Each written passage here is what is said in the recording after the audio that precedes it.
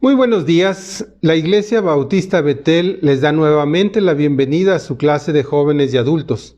Esperamos pueda ser de bendición para ti y tu familia. Amados hermanos, les invitamos a compartir el enlace con sus conocidos. En su pantalla aparece un cuadro para preguntas y comentarios. Todas las preguntas y comentarios que quieran poner, hermanos, serán bienvenidas. E invito a nuestros hermanos que si hay alguna pregunta y ustedes la pueden contestar, pues contéstenla, ayúdenos de esa manera. Gracias, hermanos. La clase del día de hoy lleva por título Poder y peligro de la lengua y está basada en Santiago 3 del 1 al 10 y del 13 al 17. La verdad central nos dice que las instrucciones de Santiago acerca de la verdadera sabiduría y el control de la lengua declaran que los cristianos deben evitar las palabras que no edifican y vivir bajo la sabiduría de Dios. La meta de enseñanza-aprendizaje es que el alumno demuestre su conocimiento de las instrucciones de Santiago acerca del control de la lengua y la verdadera sabiduría y su actitud de evitar palabras que no edifican y vivir bajo la sabiduría de Dios. El fondo histórico, hermanos. Al leer esta advertencia, debemos recordar una vez más que Santiago está escribiendo para una congregación joven. Los problemas que Santiago y los primeros apóstoles tuvieron que enfrentar en el primer siglo son similares a los problemas que vemos en las congregaciones jóvenes en América y el mundo entero hoy en día. Ambiciones desmedidas de parte de los líderes, falta de ética, deseos de poder, mala relación con asuntos de dinero, ansias de fama, falta de sabiduría. En esta sección de su carta, Santiago advierte sobre el problema de hacerse maestro a uno mismo y el problema relacionado con la mala administración de la palabra. El problema de aquellos que se hacen a sí mismos maestros era tan real en el primer siglo como en la actualidad. Ser un maestro de la iglesia es un don de Dios. 1 Corintios 12:28, Efesios 4:11. Los que no son puestos por Dios se ponen a sí mismos, usualmente nada más buscando fama o fortuna. Vamos al primer punto de nuestra lección, el poder de la lengua, y está en Santiago capítulo 3, versículos del 1 al 5. Les invito a leerlo, hermanos. Dice: Hermanos míos, no os hagáis maestros muchos de vosotros, sabiendo que recibiréis mayor condenación. Porque todos ofendemos muchas veces. Si alguno no ofende en palabra, este es varón perfecto, capaz también de refrenar todo el cuerpo. He aquí, nosotros ponemos freno en la boca de los caballos para que nos obedezcan y dirigimos así todo su cuerpo. Mirad también las naves, aunque tan grandes y llevadas de impetuosos vientos, son gobernadas con un muy pequeño timón por donde el que las gobierna quiere. Así también la lengua es un miembro pequeño, pero se jacta de grandes cosas. He aquí cuán grande bosque enciende un pequeño fuego. Vamos a orar. Bendito Padre, te pedimos, Señor, que tú nos ayudes en esta mañana, en este estudio, que, Padre, podamos hablar lo que tú quieres y que traigas bendición a la vida de cada uno de nosotros. Te lo pedimos en el nombre de Cristo Jesús. Amén. Santiago, hermanos, inicia con su frase pastoral, hermanos míos. Su interés pastoral amoroso no impide la dureza con que se dirigirá a sus hermanos, sus colegas maestros que han equivocado el rumbo de su enseñanza. Y Santiago se dispone a corregirlo. No os hagáis muchos maestros. Esto es lo que aconseja Santiago. La iglesia del Señor necesita maestros, y muchos. Sin embargo, no está bien que los maestros se hagan maestros a sí mismos, especialmente cuando son muchos los que quieren hacerse a sí mismos maestros. La multiplicación de los malos maestros ha sido la ruina de muchas iglesias. No es conveniente hacerse maestro a uno mismo, dice Santiago. Es conveniente, en todo caso, esperar que la propia iglesia vea la necesidad de los maestros, pastores o líderes y ella misma tome la iniciativa en nombrar a estos maestros. En este caso, cada maestro está respaldado por la congregación. Si una iglesia se equivoca en nombrar un pastor, un líder o un maestro, la propia iglesia es responsable y la propia iglesia puede tomar iniciativa en removerlo de su cargo en caso de que esa enseñanza no sea adecuada. Un maestro nombrado por la iglesia es siempre responsable ante la misma, además de ser responsable ante Dios. También el apóstol Pablo enseñó que los dones entre los cuales se cuenta el don de la enseñanza fueron dados por el Espíritu Santo a las personas para ser usados en el bienestar de la iglesia y no para lucimiento propio. 1 Corintios 12:14. No solo los maestros, hermanos, deben recordar que no deben nombrarse a sí mismos. Es Dios quien llama a este ministerio. También deben recordar que los maestros recibirán una mayor crítica por estar al frente. En esto Santiago se incluye a sí mismo. Recibiremos, dice. No está mal ser maestro, está mal hacerse a uno mismo maestro sin ser llamado por Dios. Y está mal no darse cuenta de que recibiremos un juicio más riguroso. Nadie es perfecto. Todos tropezamos, hermanos, todos ofendemos en muchas cosas, especialmente los maestros, que necesitamos utilizar la palabra para entregar nuestra enseñanza. El problema mayor de quien se hace maestro es que presume saber. La ignorancia, hermanos, no es un pecado, pero cuando una persona presume de sabio sin serlo, la condenación que recibe es más dura. Sin embargo, el texto de Santiago no pareciera referirse a problemas de los maestros por cuestiones de doctrina, sino sobre la falta de sabiduría que estos autonombrados maestros mostraban. La necesidad mayor en las sinagogas de la dispersión, así como en nuestras iglesias en el día de hoy, eran maestros sabios. El maestro o rabino, en la tradición de los judíos, era una persona generalmente sabia y muy respetada. El título de rabino no se lograba a través de estudios formales en alguna escuela, sino que era un título honorífico de la vida. Jesús fue llamado rabín o maestro en muchas ocasiones. Lo pueden ver en Mateo 26:49, en Marcos 9:5 y en muchos pasajes de la Biblia. También, hermanos, en la iglesia primitiva, el título de maestro era un título de honor, en Hechos 13:1, en Efesios 4:11. Eso hacía que muchas personas sin carácter ni moral anhelaran estas posiciones de honor. El propio Jesús criticó a los fariseos de su tiempo por anhelar ser llamados maestros, en Mateo 23, del 5 al 7, y desanimó a sus discípulos que requieran ser llamados así, maestros. Los maestros son necesarios, pero pueden hacer mucho daño, hermanos, si no tienen sabiduría de parte de Dios. El dominio de la palabra es un deber para todo maestro, pues es su herramienta.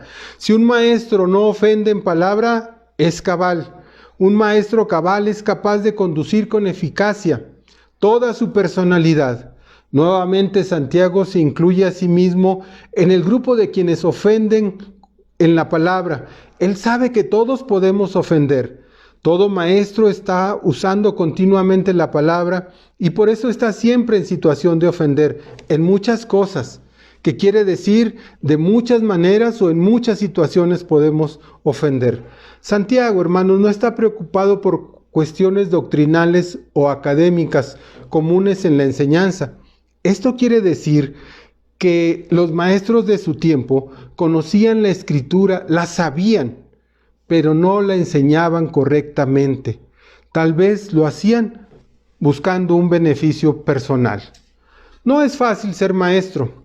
Para hacerlo hay que dominar las palabras, lo cual presupone un dominio total de la personalidad, las emociones, la inteligencia y la voluntad. La implicación de Santiago es clara. Aquella persona que pueda refrenar su palabra será capaz de mantener a raya toda su personalidad para no decir luego se me salió, ay, que fue sin querer, o más coloquialmente decimos se me chispoteó. Santiago ejemplifica este dominio de la personalidad del maestro con 3 ejemplos en este capítulo 3 de Santiago. El dominio de los caballos y los animales salvajes.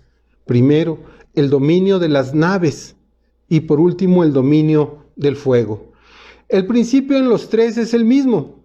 Algo grande y difícil de dominar es dominado mediante algo muy pequeño y fácil de manejar.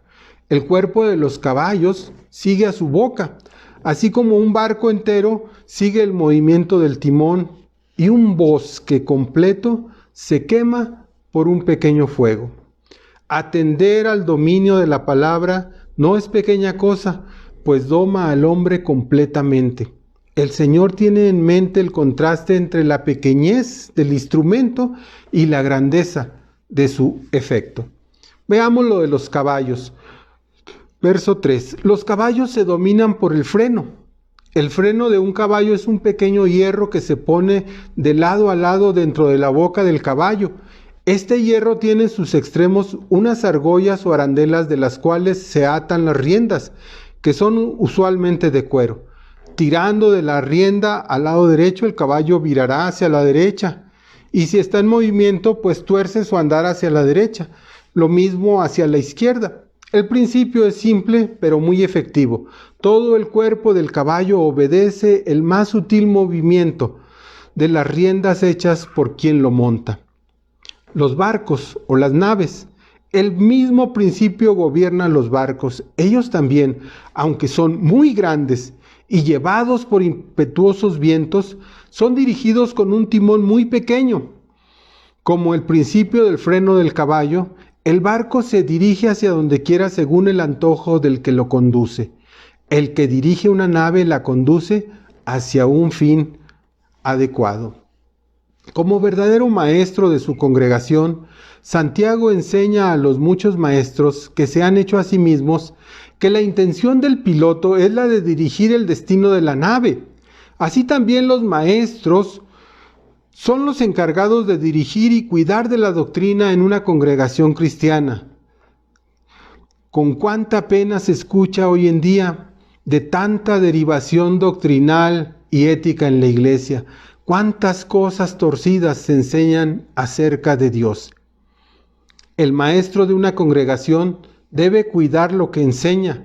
Lo que se enseña en una iglesia tiene que responder a la sana doctrina. 1 Timoteo 1:10, Tito 2:1.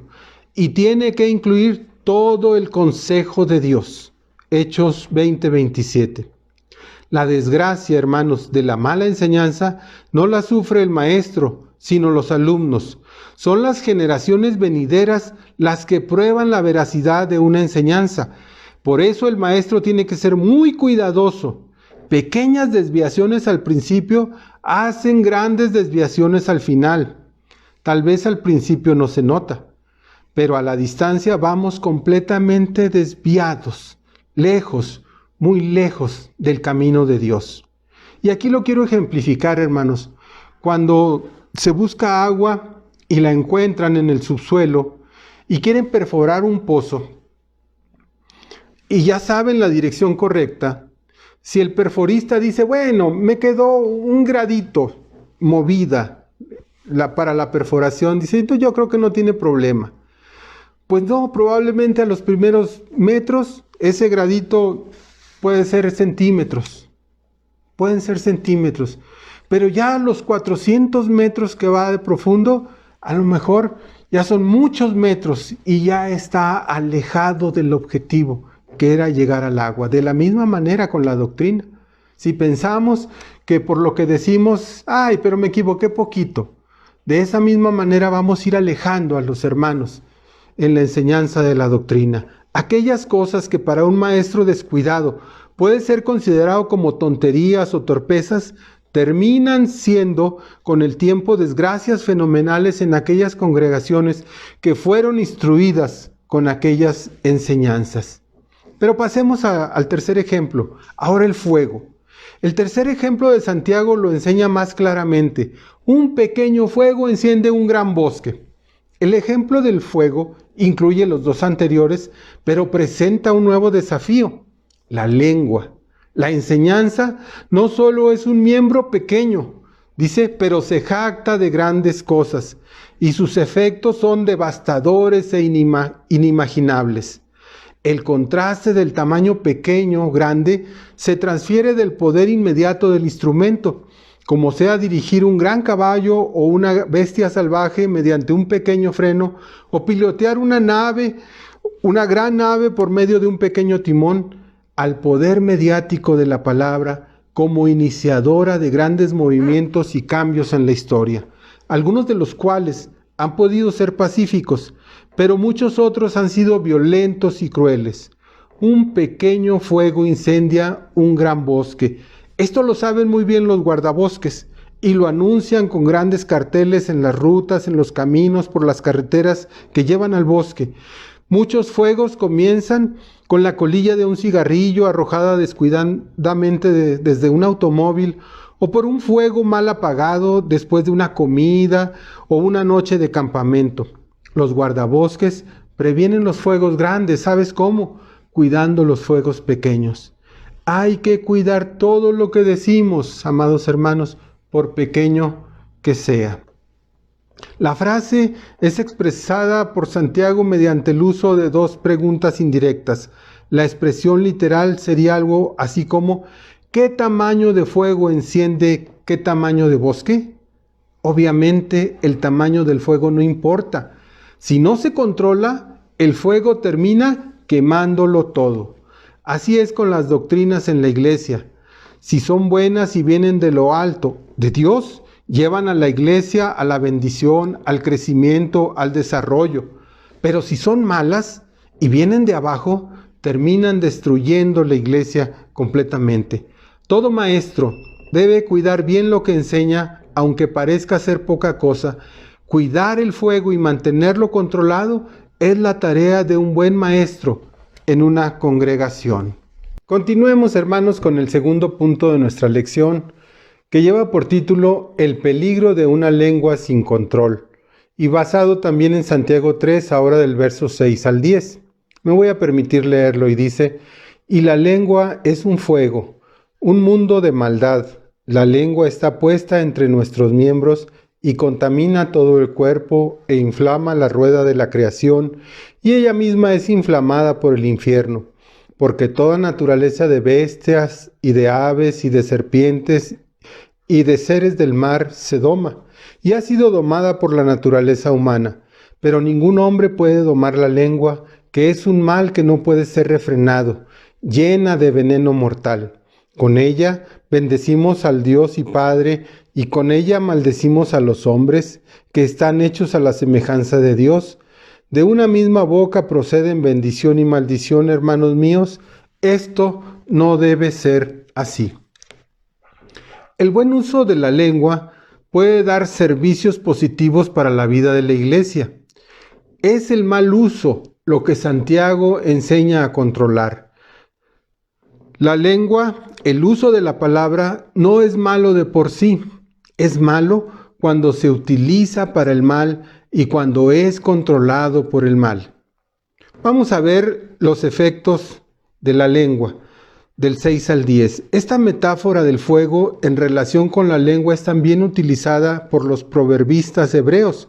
Proverbios 16:27 afirma que el hombre indigno trama el mal y en sus labios hay como fuego abrasador.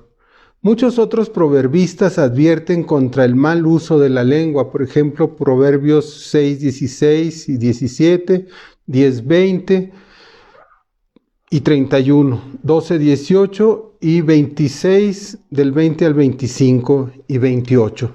¿Sí? Dice, y en sus labios hay como fuego abrasador.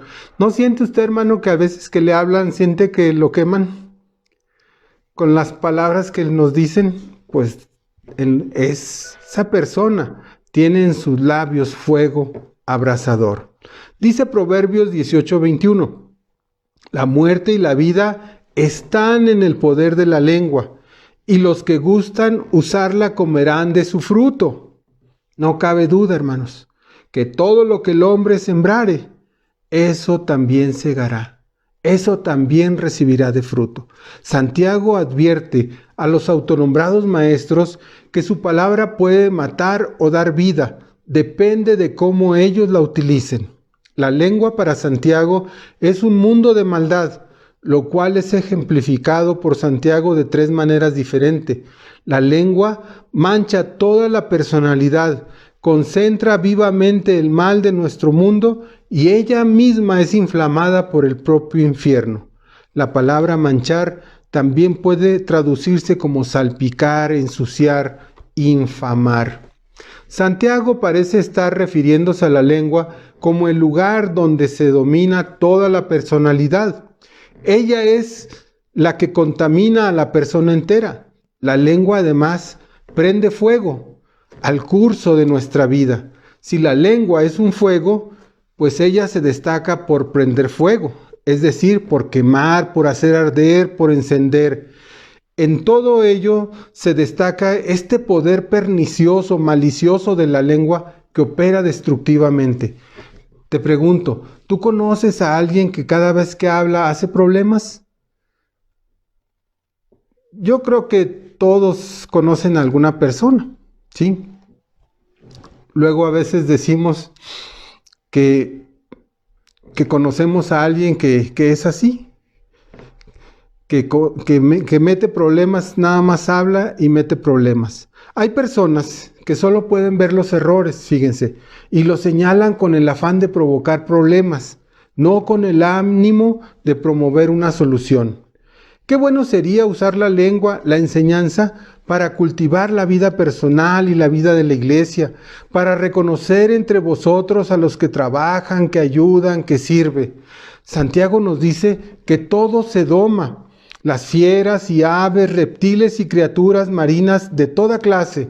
El ser humano tiene poder y dominio sobre ellas, pero el ser humano no puede controlar su lengua, porque ella es indomable, es un mal incontrolable, llena de veneno mortal. 4 clases de animales menciona Santiago. Probablemente está solo intentando describir la gran gama de posibilidades para la habilidad del hombre de conquistar y domesticar lo salvaje. Esta capacidad de dominar es tanto del hombre como de la mujer, que ambos dominan mediante el uso de la lengua, está implícito. El ser humano, mediante su lengua, domina toda clase de animales. La paradoja es que aquella que es usada para dominar, no podemos dominarla. El ser humano domina sobre los más variados seres y elementos de la naturaleza, pero no puede dominarse a sí mismo y sus deseos. La lengua es un mal incontrolable, dice Santiago, pero déjame decirte que hay solución. Es necesaria la presencia de Dios en nuestra vida para poder dominar la lengua. Cristo Jesús es la solución. Sin la vida de Cristo en nuestra vida no podemos controlarnos ni dominarnos. Somos dominados pues por nuestras emociones, por nuestros deseos, nuestras ansiedades. Utilizar la palabra es algo bueno si con ella construimos la comunidad y traemos bendición sobre el cuerpo de Cristo. Pero si con ella traemos fuego, veneno mortal, palabra inspirada por el infierno, no solo estamos trayendo destrucción, también estamos destruyendo el cuerpo de Cristo, de lo cual ninguno que lo haga será llamado inocente. La palabra, en fin, es un reflejo del interior de la persona. Nuestro Señor Jesucristo dijo, de la abundancia del corazón habla la boca, en Mateo 12:34. Los ejemplos de Santiago también recuerdan los del Señor Jesús en el Sermón del Monte. De la misma boca no puede salir bendición y maldición. Jesús pedía a sus discípulos, bendecid a los que os maldicen, Lucas 6:28. Y Pablo decía, bendecid a los que os persiguen, bendecid y no maldigáis, en Romanos 12:14. Y también, ninguna palabra obscena salga de vuestra boca, sino la que sea buena para edificación, según sea necesaria, para que imparta gracia a los que oyen. Efesios 4:29. El testimonio, hermanos, es consecuente. Los cristianos verdaderos no pueden ni deben maldecir. Es incongruente que con la misma boca con la que bendecimos al Dios y Padre, hablemos mal de los hermanos. Afirma Santiago, no es apropiado, no es correcto. Es una incongruencia moral que de una misma boca salgan la bendición y la maldición. No es correcto, dice Santiago, hermanos míos, que estas cosas sigan sucediendo. Vamos al tercer punto de nuestra lección, hermanos, que se titula La sabiduría para el uso de la lengua. Santiago 3, del 13 al 17, me voy a permitir leerlo. ¿Quién es sabio y entendido entre vosotros? Muestre por la buena conducta sus obras en sabia mansedumbre. Pero si tenéis celos amargos y contención en vuestro corazón, no os jactéis ni mintáis contra la verdad, porque esta sabiduría no es la que desciende de lo alto, sino es terrenal, animal, diabólica. Porque donde hay celos y contención, allí hay perturbación y toda obra perversa. Pero la sabiduría que es de lo alto es primeramente pura, después pacífica, amable, benigna, llena de misericordia y de buenos frutos, sin incertidumbre ni hipocresía. Santiago, hermanos, llega por fin al tema central de su epístola y lo introduce con una pregunta retórica. ¿Quién es sabio y entendido entre vosotros? Y no es que esté Santiago buscando al sabio y entendido en su congregación. Está afirmando que si alguien es sabio y entendido en medio de su sinagoga, esta persona mostrará su sabiduría mediante una vida recta y mediante su mansedumbre sabia, con una actitud, con un testimonio viviente. Santiago, hermanos, ya ha demostrado que la lengua es un fuego, un mundo de maldad. Ahora está uniendo ese mundo de maldad que parte de la lengua con el mundo de iniquidad que parte de una sabiduría mal entendida. Tanto el habla como la sabiduría sufren el abuso de quien no sabe dominarlas. Si es difícil dominar la lengua, más difícil es dominar la sabiduría. El apóstol Santiago ve aquellas actitudes básicas de un cristiano como manifestaciones de una sabiduría que procede de lo alto. El comportamiento de un hijo de Dios debe proceder de lo alto. La preocupación especial de Santiago es que los cristianos podamos, como Salomón, recibir de Dios una sabiduría que nos pueda hacer vivir así como Dios quiere. Ahora que ha venido la fe cristiana, Santiago comprueba con tristeza, hermanos, que hay demasiados maestros y todos hablan y todos enseñan, muchos de ellos sin saber nada. Como dicen por ahí, solo hablan porque tienen boca o porque pueden. Santiago se siente molesto por tanta palabrería. Su interés es concretar la fe en algo visible, sintetizar el creer en algo que se vea y que sea incontestable. Por eso hace una comparación entre dos tipos antagónicos de sabiduría. La sabiduría de este mundo, una sabiduría de abajo, llamada por Santiago terrenal, animal y diabólica, y la sabiduría que viene de Dios, que proviene de arriba y desciende de lo alto. Santiago comienza su comparación con la pregunta, ¿quién es sabio y entendido entre vosotros? Y entonces tenemos que definir qué es sabio. Sabio indica a alguien experto, conocedor, cultivado, aprendido, verdaderamente sabio en las cosas del diario vivir. Y entendido indica a alguien inteligente, lleno de experiencia, que tiene el conocimiento de un experto. Para Santiago, hermanos, el sabio no es el sabelotodo, que siempre tiene una respuesta preparada de antemano para cada pregunta. El sabio es aquel que ha comprendido la naturaleza y el propósito del saber. El entendido, de la misma manera, no es aquel que tiene la capacidad de comprender todas las cosas, sino aquel que comprende la naturaleza y el propósito de las cosas y que justamente por eso tiene la capacidad de enseñarlas a los demás. La conclusión de Santiago es claro. Si hay alguien así, se mostrará así a partir de una correcta forma de encarar la vida con su sabiduría humilde a través de sus acciones. Santiago lo dice condicionalmente. que demuestre por su buena conducta, el que es sabio y entendido, que demuestre por su buena conducta sus obras en la mansedumbre de la sabiduría. En esta conclusión, hermanos, Santiago marca 3 condiciones de quien es sabio y entendido en las cosas del Señor. La primera, el sabio tiene una sabiduría que se muestra en su conducta, en sus obras. Es una sabiduría que puede ser demostrada en obras, no una sabiduría que solo sirve para hablar. Segunda, el sabio tiene buena conducta, es decir, lleva adelante una buena manera de enfrentar la vida. Y tercera, el sabio tiene una sabiduría humilde, llena de mansedumbre.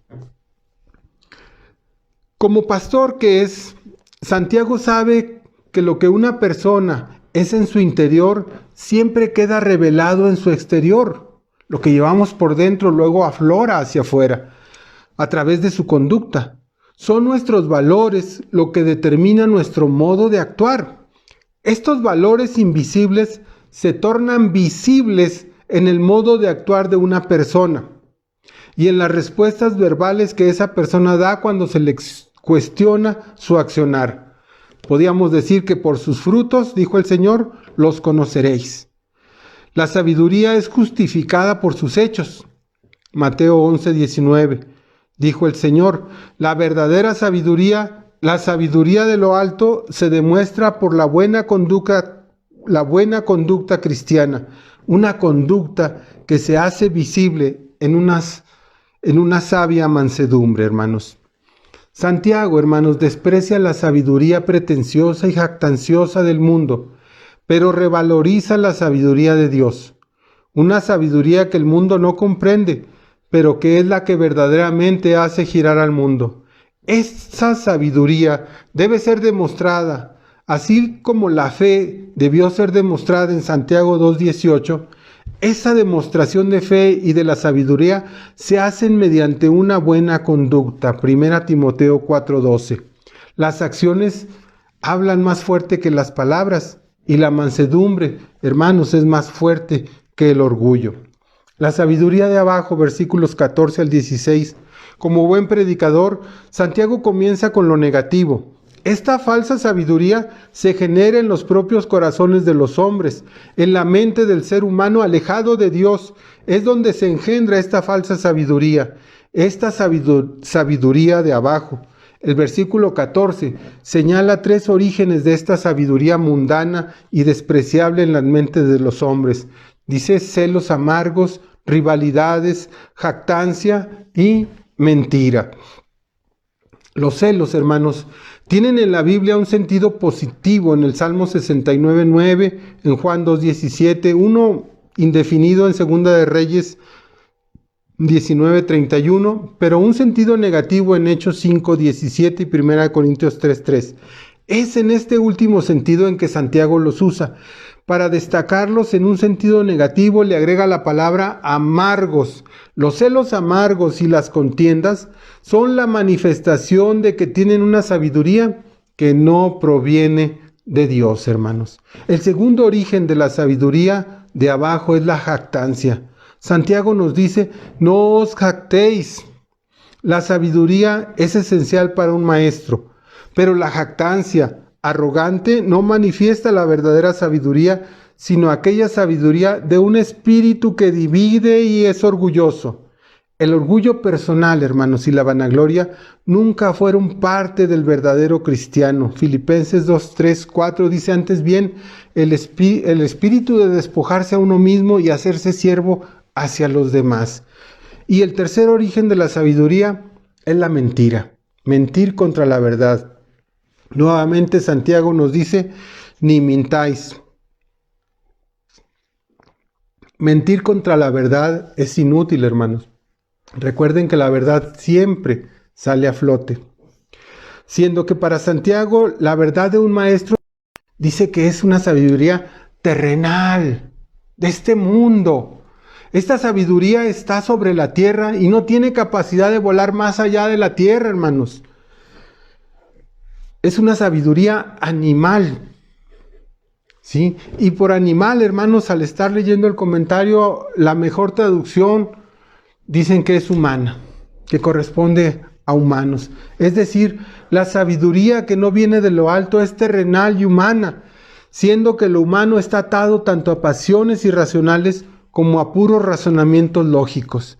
Pero el tercer adjetivo que Santiago utiliza para describir esta sabiduría es diabólica. Este adjetivo diabólico aplicado a la sabiduría lleva la intención evidente de relacionar la procedencia de esta sabiduría con aquello que efectivamente viene de abajo, con las influencias del diablo, del demonio, de Satanás y de sus huestos infernales. Esta sabiduría que pretende enseñar en nombre de Dios, pero que no viene de Dios, es sin duda diabólica y demoníaca, porque pretende destruir la obra de Dios desde adentro de su iglesia. La Biblia dice en Gálatas: mas si aún nosotros o un ángel del cielo os anunciara otro evangelio diferente del que os hemos anunciado, sea anatema, sea anatema. Por eso es necesario estudiar la palabra de Dios, para que cuando un maestro que nos está enseñando, podamos nosotros saber si en verdad nos está enseñando de su palabra o son solo sus conocimientos, lo que él cree, lo que él piensa. Es importantísimo, hermanos, que nosotros también nos preparemos en la palabra de Dios. La sabiduría de lo alto, hermanos. Verso 17. Santiago ahora está listo para describir la sabiduría de lo alto, aquella que realmente viene de Dios. La expresión de lo alto significa de arriba, de un lugar elevado, de las cosas que vienen de Dios. Así también Santiago llama a los oyentes a tener una sabiduría convertida, diferente, un punto de vista entregada a la voluntad de Dios, un modo de pensar que venga de lo alto. La sabiduría, hermanos, que viene de arriba, se reúne en sí mismo las características de toda la verdadera religión. Es la que agrada a Dios y que hace bien a los hombres.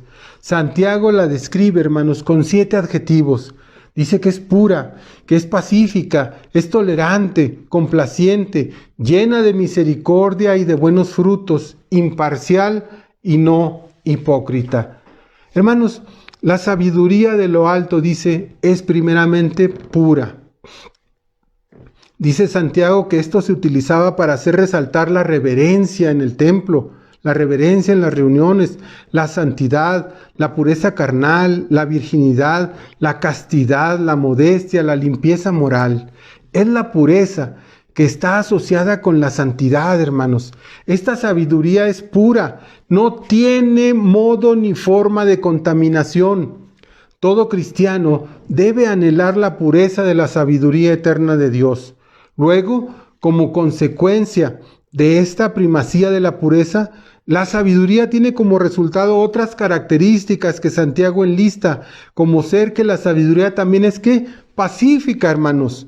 Pacífica significa algo relacionado con la paz, que proviene de la paz, que trae paz o vive en paz, que produce o promueve la paz, que trabaja para la paz. A pesar que este término se usa solamente aquí y en Hebreos 12:11, el concepto de paz, shalom, que significa integridad, sanidad, bienestar, paz y por ende, hermanos, prosperidad, amistad, contentamiento, tranquilidad. Esta sabiduría pues es pura y es pacífica, pero no se queda ahí. El tercer adjetivo con que Santiago califica la paz es tolerante, que significa amable, amigable, atento, bondadoso, gentil. Nuestra versión Reina Valera 60 la traduce como amable. Amable es una persona que sabe amar y que sabe ser amado. Alguien que considera siempre a los demás como superiores a sí mismo, que siempre piensa bien de los otros y de sus intenciones, que siempre otorga a los demás el beneficio de la duda. Ser amable es una de las características del pastor, hermanos. 1 Timoteo 3:3 y Tito 3:2. Pero no solo de él, de todos los cristianos, hermanos. Filipenses 4:5. Porque a la vez es una de las características de nuestro Señor Jesucristo también. La sabiduría también es complaciente. que significa una persona que es de buen tino, fácil de persuadir, no obstinada ni arrogante, que muestra buena disposición para hacer las cosas, que es generosa, dócil y humilde de corazón, y podría decir que es una persona que está dispuesta siempre a aprender y a corregir en lo que va mal. En quinto lugar, esta sabiduría es descrita como llena de misericordia y de buenos frutos. La misericordia, hermanos, es una característica de una persona que es deseosa de perdonar, de pasar por alto los errores de los otros, pequeños o grandes, que es deseosa de dar perdón a quien se equivoca, que desea llevar a cabo con los otros todo acto de amabilidad. La misericordia refleja la actitud de Dios. Los buenos frutos reflejan la actitud de los seres humanos. Toda muestra del carácter cristiano se ve en los frutos que produce. La sabiduría es justificada por sus hechos, dijo el Señor en Mateo 11:19. Cada persona, hermanos, produce en su exterior lo que del interior de su naturaleza reclama. Por eso, el árbol es conocido por su fruto.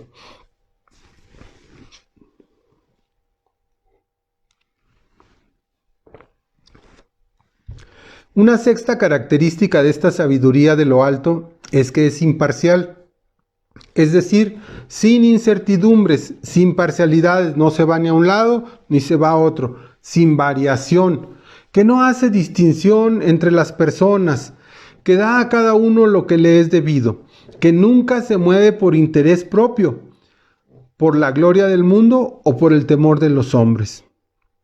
Y la última característica es sin hipocresía, o sea que es sincera, no fingida.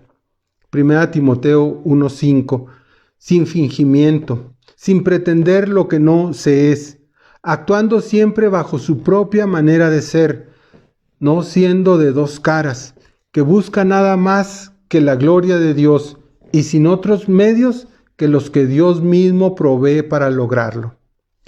Hermanos, los frutos de ambas sabidurías, así como la sabiduría de abajo rendía sus frutos en el desorden y todo tipo de prácticas perversas, la sabiduría de arriba rinde su fruto.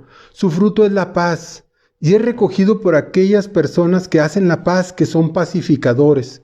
Todo fruto se siembra, se produce y es cosechado.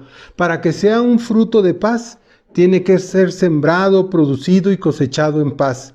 La sabiduría de abajo se siembra en lucha, en pleitos, en contenciones, pero la sabiduría de lo alto, hermanos, se siembra en paz.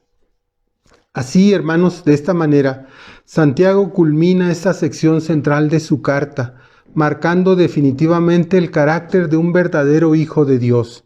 Si antes comenzó a desarrollar advertencias para que quienes todavía vamos en el camino, estos versículos delinean claramente a aquellos que han llegado ya a la fuente, aquellos que han descubierto la verdadera causa, el verdadero fundamento, origen y principio de la vida cristiana, que es la sabiduría que viene de Dios. Mi comida es que yo haga la voluntad del que me envió y que acabe su obra, dijo Jesús, Juan 4:34. Esa misma determinación debiera ser la nuestra, la de todos aquellos que decimos ser hijos de Dios y ciudadanos del reino. Vamos, hermanos, a pasar ahora a las aplicaciones del estudio.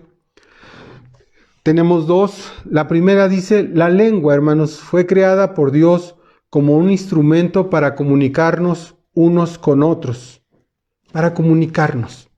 Usemos pues la palabra para llevar bendición a los demás. Compartamos el evangelio. Usemos la lengua para bendecir a los demás. No para ofender, no para denostar, para bendecir a los demás, para traer palabras de aliento. Ahorita que la gente estamos sufriendo de una incertidumbre, necesitamos palabras de aliento. Nosotros como cristianos estamos llamados a llevar el mensaje de Dios, un mensaje de aliento, de esperanza, de vida. Hermanos, y esto lo tenemos que hacer, hermanos, de viva voz, pero también con nuestro testimonio. tenemos que ser claros y nuestro testimonio debe ser fiel a lo que creemos. La sabiduría, hermanos, la segunda aplicación, la sabiduría que proviene del Señor debe caracterizar la vida del cristiano.